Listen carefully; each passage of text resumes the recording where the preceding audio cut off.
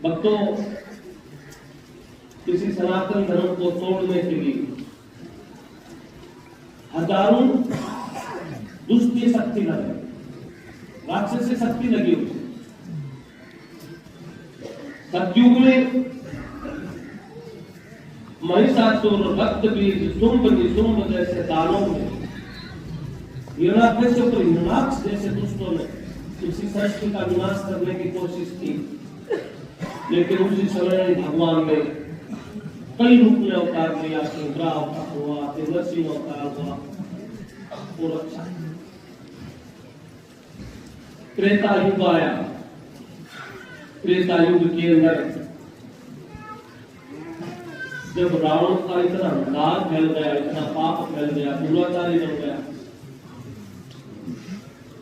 देवताओं को भी पकड़ पकड़ के अपने काल कोठरी में डालने लगा। दुष्ट की शक्ति है ना, एक बार अग्नि से भी तेज होती है, क्योंकि वो क्रोधित है। अक्रोध से ज्यादा तप किसी में नहीं होता। क्रोध है इसमें अग्नि बड़ी ज्यादा होती है, क्योंकि क्रोध है वो अग्नि से भी तेज है। राक्षसों में क्रोध होता है और भक्तों में दया। लाख भक्ति करने के बाद में भगवान माफ कर सकता है इंसान को, तो भक्ति में माफ, लेकिन राक्षस माफ नहीं करता जब उसका वक्त आता है।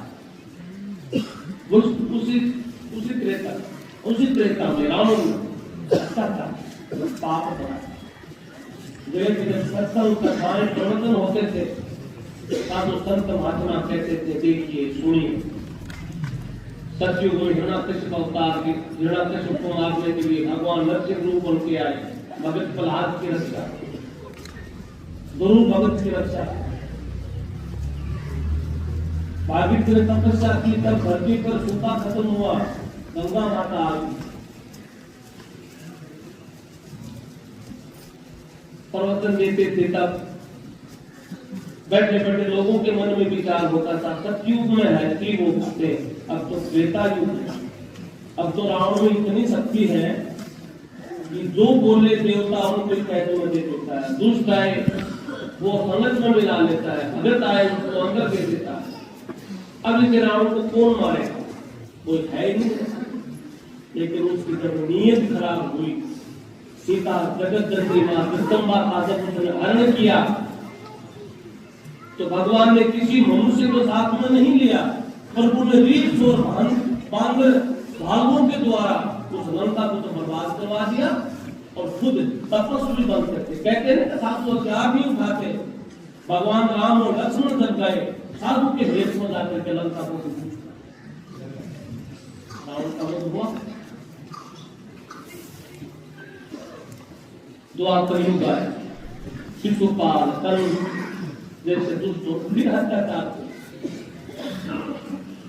घरों में कन्याओं को उठा लेते, बंधक बना लेते।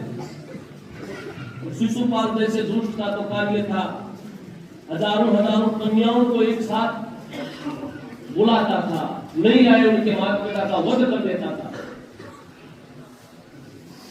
उस समय में कथाएं करते थे, प्रवचन करते थे, भक्तों भगवान पर विश्वास करो। सतयुग में प्रभु आए और भगवान त्रेता युग में राम बन करके आए।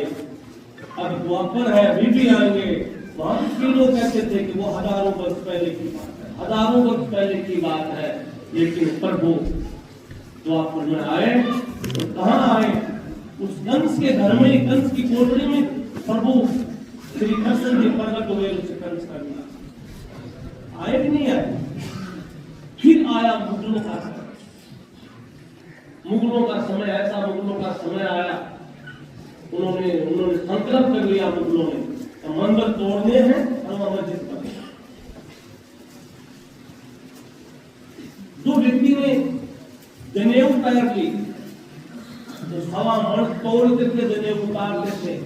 एक व्यक्ति की जनेऊ में ज्यादा से ज्यादा 3 ग्राम वजन होता होगा, सवा मण जनेऊ उतारते थे। उनको जबरदस्ती धर्मांतरण करवाते।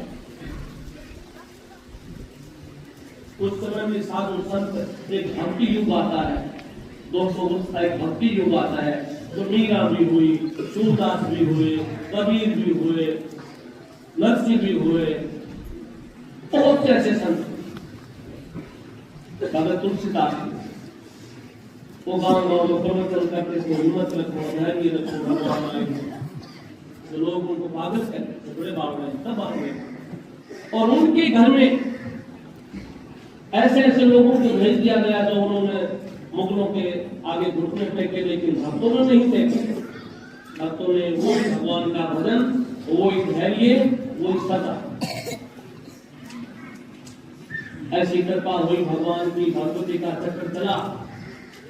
हस्तिनापुर पांडु बैठते थे उस कब्जे पे, धीरे धीरे मुगलों ने कब्जा कर लिया। आज जगह जगह मुगलों के किले पड़े खाली, और गांव गांव में पड़ी मजार ना, वो पूरा ऐसे अंग्रेज आए थे। उनके पास रक्षा नीति भी थी, विदेश नीति भी। वो चाहे तो इसकी रक्षा करें, चाहे तो किसी को फांसी दे। जज उनके होते थे, सिपाही उनके होते थे, थानेदार उनके होते थे। उसमें भी संत प्रवचन देते थे, धैर्य रखो, भक्तों।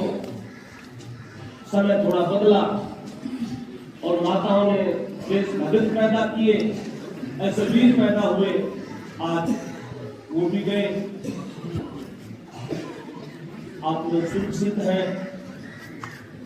जहाँ बाबरी मस्जिद थी वहां आज राम मंदिर है। आपके दिमाग में एक बात पाड़ी जा रही है कि ये तो इससे क्या फायदा होता है। अब तो सोशल मीडिया के द्वारा इस सनातन धर्म की बदनामी करवाई जा रही है। आप जैसे